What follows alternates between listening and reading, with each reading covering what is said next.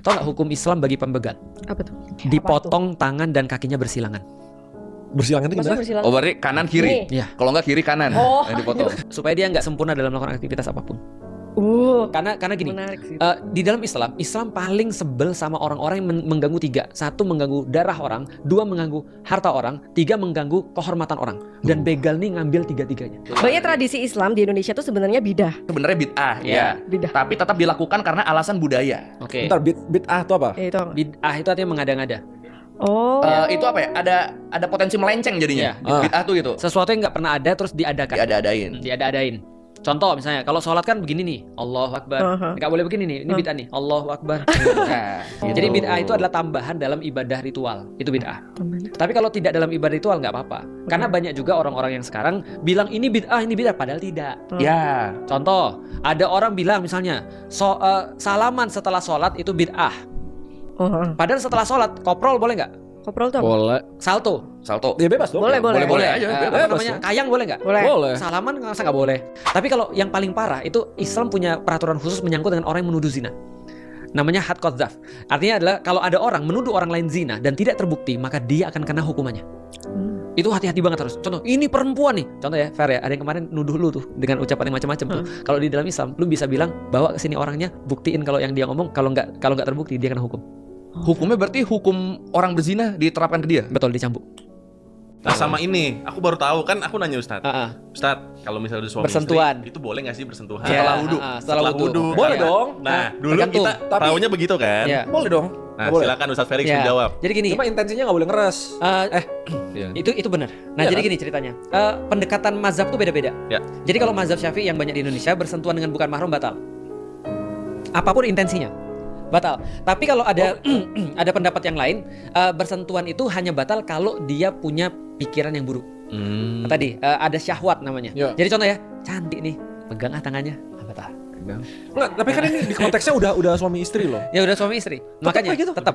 Kalau ada benar syahwat jadi batal. Ada lagi yang mengatakan bahwasanya yang dimaksud dengan menyentuh perempuan adalah kata kiasan untuk berhubungan seks atau ML. Oh, jadi tergantung dari lo mau Tergantung. percaya yang Lu mana. mau yang mana nih? Nah, yang paling enak yang tadi ya. Contoh Imam Ahmad bin Hambal, Imam Hanafi itu kemudian mengatakan bahwasanya yang dimaksud itu adalah ada syahwat sampai kepada hubungan. Itu baru batal. Berarti Gitu sebenarnya. berarti kalau pakai itu sama istri nggak batal. Kalau lu misalnya pakai pendapat itu berarti lu nggak batal. Nah, pakai pendapatnya siapa itu Tergantung Bisa. keyakinan lu. Bisa Nah, dipilih.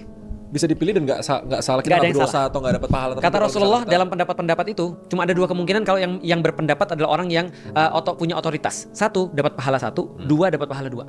Oh. Nggak ada yang dosa. Selama pendapatnya dibenar semua. Gitu. Dan pakai mazhab tuh bisa case by case kan? Bisa case by case. Benar. Contoh kita pergi umroh. Iya. Nanti besok kalau lu pergi umroh tuh itu hampir Itu nggak pasti. mungkin lu bersentuhan dengan cewek. Pasti itu. Pasti bersentuhan dengan cewek. Ketendang lah kakinya, Iya. apalah segala macam. Apakah kalau setiap bersentuhan lu wudhu lagi jauh amat Iya bro? benar. Nggak selesai tuh tawaf kita tuh. Ah. Maka kita ambil pendapat bahwa saya bersentuhan tidak membatalkan wudhu. Kalau dia sudah dihukum di dunia, dia nggak dihukum lagi di neraka. Mending di dunia dong. Ulangi. Aku ulangi ya. Berarti dosa-dosa Islam Ya. yang dihukum di dunia sesuai dengan aturan yang nggak Ya. dihukum lagi di neraka. Ya. Analoginya itu penebusan bukan? Betul. Salah satu fungsi hukum Islam adalah menebus dosa-dosa sehingga nggak perlu lagi nanti ditebus di neraka. Makanya terasa lebih berat kan? Betul. Mengapa ada aturan ketat dalam Islam mengenai ibadah, makanan, pakaian, hubungan sosial padahal Tuhan tuh seharusnya bisa menciptakan manusia tanpa perlu aturan-aturan tersebut. Misalnya contoh makan babi, mending gak usah ada babi dari awal. Oke. Ya. Ini siapa yang mau jawab bener-bener nih? nih. Oke, Koi. Oh iya. Singkat. Kan ini ada goal nih, kita ada goal nih. Manusia itu kan diciptakan kan untuk beribadah kepada Allah. Iya. Dan terus kan nih ada wa ma khalaqul jinna wal insa illa liya'budun. Ya. Dan Bener gak sesungguhnya usah? tidak kuciptakan jin dan manusia kecuali untuk beribadah kepadaku. Berarti kan emang tujuan utama manusia Kok di dunia bisa? itu kan ibadah. Ya kan? Ya emang gua apalin itu doang. Nah, terus habis itu untuk mencapai goal ini, untuk mencapai hadiah utama ini diciptakanlah challenge-challenge seperti Jadi surga loh. ini gue ya benar, goal utamanya surga. Diciptakanlah challenge-challenge. Jangan makan babi misalnya. Kalau babi yang nggak ada, terus gampang dong masuk Jadi sini nggak ya. bisa. Enak Ah, sih, gampang. Lo enggak Gampang kayak bukannya Iya, enak. tapi maknanya di mana? Kan makna kehidupan tuh kan di situ kenapa kan. Gini, lo Kenapa sih bayang main kayak- catur nggak? Iya. Tapi kalau segerakan apapun yang lo lakuin satu gerakan langsung menang. Langsung menang. Heeh. Iya, mungkin buat tipe-tipe orang yang kayak aku kayak enak aja. Ya mendingan gak usah main. Lo main Mario Bros kan? Iya. Kalau misalnya lo cuma pencet kanan terus menang. Oh itu gak seru sih. Nah ya udah. Beda. Gue harus cari game yang dia main cuy. Dulu ada zaman dulu itu bener-bener di dalam Islam tidak boleh benar-benar untuk nuduh orang. Karena ini bahaya banget. Tiba-tiba ada orang langsung main lempar tuduhan, loh kenapa gue harus mempertanggungjawabkan gue nggak berzina gitu maksudnya. Apalagi bagi cewek, itu sangat fatal sekali kalau ada orang nuduh cewek berzina. Dia langsung gini, contoh ya, ada orang nuduh, wah Feren berzina. Misal aku nuduh Feren berzina. Hakim langsung kemudian dengar itu ketika aku lapor Feren berzina, dia bilang, oke Feren sekarang berani sumpah nggak? Aku berani sumpah aku nggak berzina. Maka hakimnya langsung ngeliat aku, mana buktimu? Oh. Kalau lu nggak ada bukti, lu yang kena. Lempar batu sampai mati. Sampai mati? Maka dia bilang sama Rasulullah, ya Rasul saya berzina. Ada seorang perempuan. Rasul bilang, pergi sana. Karena Rasul nggak mau mudah menghukum orang. Iya. Terus dia datang lagi bilang, ya Rasul saya berzina. Pergi. Dikata lagi, ya Rasul saya berzina 3 kali. Rasul baru nanya, maksudmu apakah seperti pedang masuk dalam sarungnya?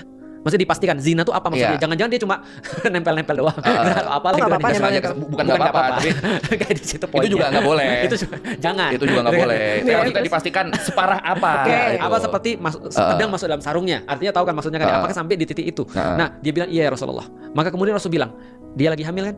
Rasul bilang, pulang dulu. Sampai kamu melahirkan baru datang lagi. Ditunda. Oh. Bukan kalau bagi yang sudah menikah dirajam. Dirajam tuh diapain? Dilempar batu sampai mati.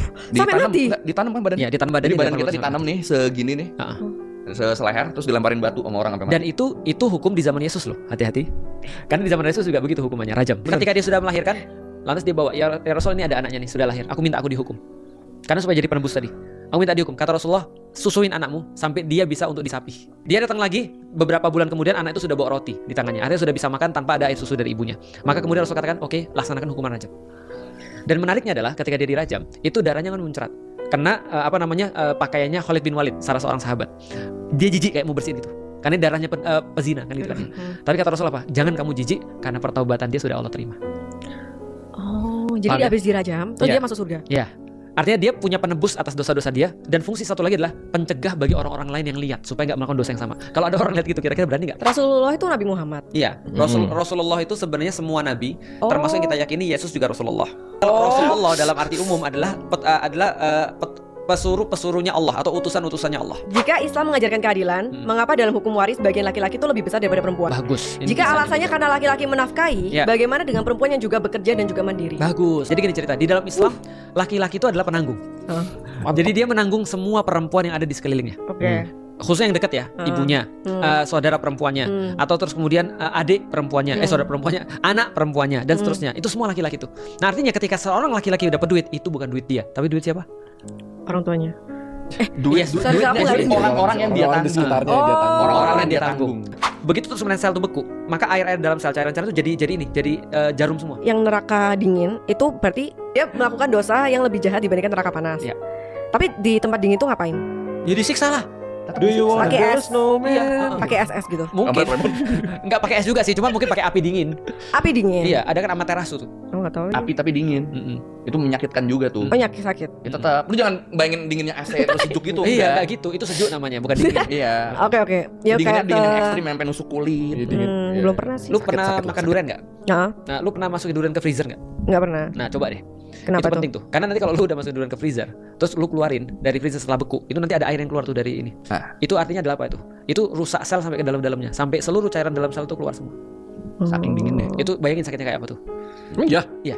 Jadi itu namanya kerusakan sampai titik sel. Begitu gini ya. Ini anggap ini sel ya. Begitu terus kemudian sel itu beku, maka air dalam sel cairan-cairan itu jadi jarum semua. Dan dia akan nusuk seluruh sel itu. Bayangin kalau itu ada sel manusia ada sekitar berapa? 900 miliar ya, kalau nggak salah ya. Bayangin setiap sel itu semua nusuk semua sendiri-sendiri. Pas dia lumer, itu keluar semua cairannya. Bayangin tuh sakitnya kayak apa. Lu pasti seneng nih. Lu pasti seneng. Setiap manusia sebelum mati akan merasakan sakratul maut. Apa itu? Nah, sakratul maut itu adalah hilangnya atau lepasnya ruh dari tubuh manusia. Nyawa lu pas ditarik. Dan ada yang pernah ditanya, seperti apa sakitnya sakratul maut? Kata Rasulullah, seperti ada orang masukin pohon berduri ke tenggorokan lalu ditarik. Dan sebenarnya itu tidak menggambarkan, karena gambarnya begini menurut ulama. Lu pernah luka nggak sih tangan? Ini, gue pernah luka tangan gue di sini nih. Ini sakit banget nih, serius. Kesilat sampai kayak ini bisa dibuka gitu. Iya. Aneh pokoknya. Nah itu sakit banget tuh, rasanya sakit banget. Nah coba bayangin ya, dan aku hampir pingsan karena kehilangan darah banyak. Coba bayangin ya, ini aku potong nih, tak gitu ya, lepas. Sakitnya kayak gimana kira-kira? Tulangnya ada di situ, kena juga, putus juga tulangnya. Padahal tulang kan tau kan kayak apa sakitnya.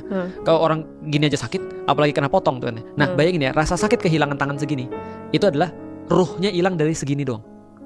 Roh gimana? Rohnya kita Berarti cuma hilang di segini doang nih. Misalnya jari telunjuk rohnya keangkat, itu Iya. sakitnya segitu. Iya. Gimana kalau sebadan-badan? Nah, coba dari mana kita tahu rohnya sudah keangkat? Karena pas sudah dipotong, ini lepas, ini jadi biru busuk.